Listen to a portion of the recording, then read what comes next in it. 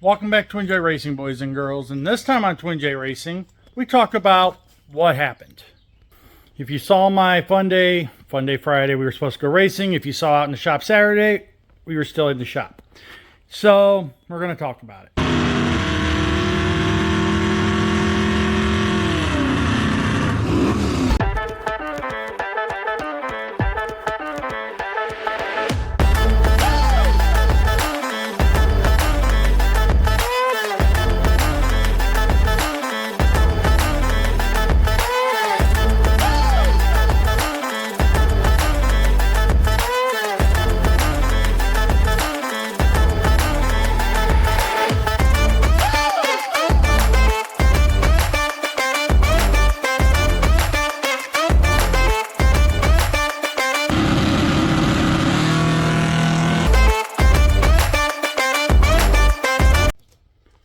Welcome back to Twin J Racing, everyone, and we're going to talk about the blue elephant and the blue elephant.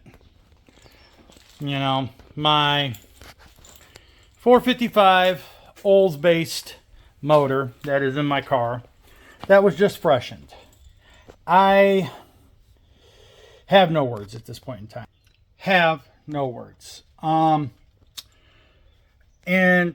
just to be clear, this is no fault of Jim's.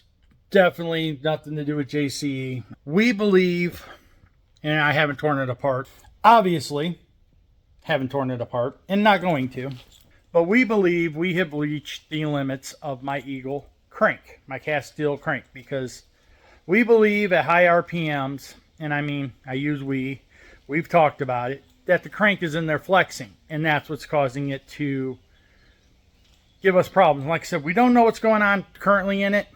What we do know is this oil filter is what I took off yesterday. And if you get at the right angles and stuff, this isn't going to be easy. You can see a bunch of crap in there. And you shake it up, and there's chunks of steel in there. That's why the magnet's here.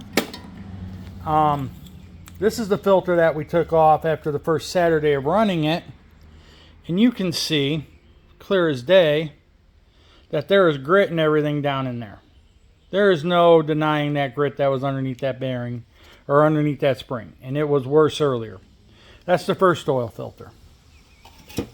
So that was the first signs of problems. Of course, I knock over my stuff. This is the second oil filter. This is the one I took off yesterday morning. And this is when it really went further down the spiral. If we can shake it up, I mean, you can see the glitter in it. If you really look at it, you can see the glitter in it. But we're going to pour some oil out of there. But there's metal chunks in there also. So give me a second here. We're going to get some stuff set up. But this first filter, you can go through, and we're not going to go through a lot of it, but you can see stuff in the media. And I had to manipulate this filter off of its thing because I had crushed it pretty good. But there is stuff in there. There's no doubt on that. That was this first filter. This is the second filter. And this one's not as bad internally, but there was chunks inside the filter, which is what we're working towards figuring out. We're going to attempt this and see what we can come up with. This is the filter that was on it. And it's going to go into this used water bottle here. But these paint strainers are great for looking at stuff. But see, you can see crap. Let me see where, right there already. And you can see all the grit in the bottom of this thing. I'm trying to do both, guys. I'm not great at it. You can see grit. Where are my cameras? You can see grit down inside of there. And we'll pour some more off.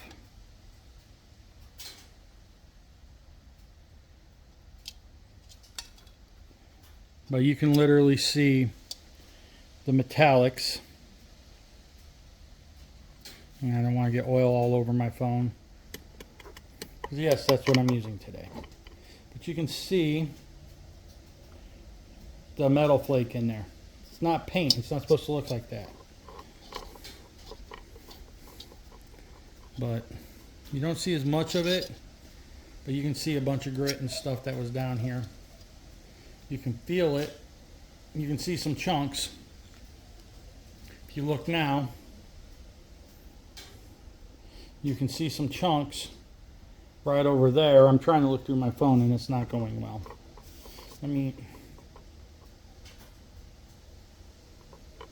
But there's some chunks of bearing and stuff over there. Yesterday I was able to magnet some chunks out. But now that you got it, you can see chunks of stuff down in there. I hope you can. You can definitely see a bunch of it.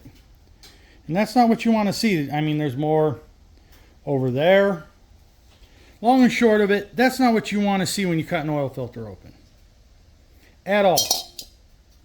That's the long and short of the story. You do not want to see any chunks of anything. And now that we've drained this out, you can see, not real well because it's kind of clear, but there's chunks down in there. Not a lot, but there is some chunks, like right here, there's a chunk. But the oil filter tells the story. 120%. The oil filter tells the story. Hopefully you guys are picking up on the camera all the pieces that are there. That is 100% not good.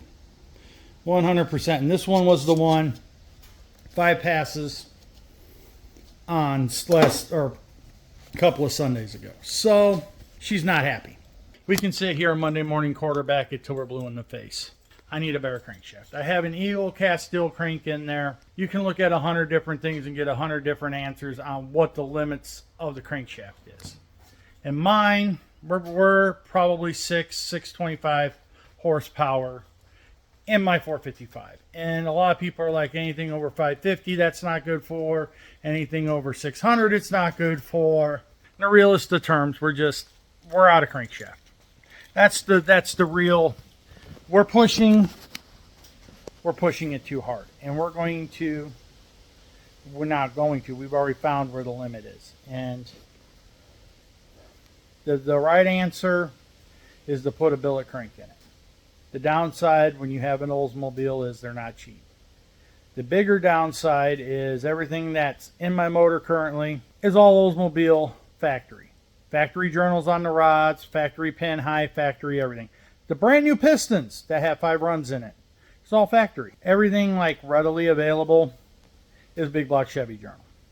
So, and different pin heights on the pistons. So that basically makes my pistons and rods useless for my combination. Or you get a hold of Bryant or Corrales and have a crank made, which when you literally sit down and look at the numbers, you're going to be at the same price of buying another set of pistons and buying another set of rods as you are at trying to maintain what you have. So I don't know what the right answer is. I know what the wrong answer is. It's what I have. And we're exploring options. We're exploring different things. There's what I'd like to do, what's probably going to get me thrown out of the Oldsmobile community, which is probably more of a reality than I want to talk about when you start sitting down and looking at dollars and cents, because I love my Oldsmobiles. I love this stuff, but I can't justify spending more money on top of what I just spent. And hindsight, wish we would have changed crankshaft. We opted not to because we thought it'd be okay. But it's reared its head again, and we're down a spiral that, yeah, we're not racing for a while. Probably not the rest of the year. I don't know what the right answer is. I truly don't right now. We have a lot of ideas and theories, and we know the long and short of it, this setup is hurt. It's not to the point where it's completely garbage yet, but it will be there soon if I keep beating on it, which we're not. We'll start to move it around or whatever, but we're not going to keep beating on it. So I don't know what's going to happen. Right now the car is going to sit in the corner and think about what it's done. I truly don't know how long it's going to be hurt or inactive. I truly don't. The big block Chevy world out there, and for what I'm going to have in just fixing this motor, I can buy a big block Chevy. So we'll see. Might be the route we have to go. The motor is hurt again. Motor, even if we had the parts, we wouldn't be able to put it back together right away because the cranks and stuff are special order, or you gotta wait for them, and then the pistons are special. It ain't gonna happen this summer. Today is June 21st. It's Saturday while we're out here shooting this, and we order parts. We wouldn't get them till August into September. That's why I'm not in no hurry. That's why the motor's not out of the car. We knew yesterday it was hurt. You know, that's when I found the oil filters when I cut them open yesterday, and yeah, we decided then not to race. I honestly was going to put a nitrous kit on it and go send the motor to God. That's where I was yesterday, but I got talked out of it. Damn common sense. But we'll see. I will definitely keep you all posted on what's happening, but you guys see the carnage already in the oil filter, and that's just starting. It's not going to get better. So anyways, thanks for bearing with me. Thanks for listening to me ramble for a little bit. Please like, share, subscribe, comment, all that fun stuff. And we will catch you all in the next one. And I don't know. It sucks. Go drink alcohol for me. Go have a beer, go have a shot, whatever. I don't know. I don't know what the answer is. We'll see you later.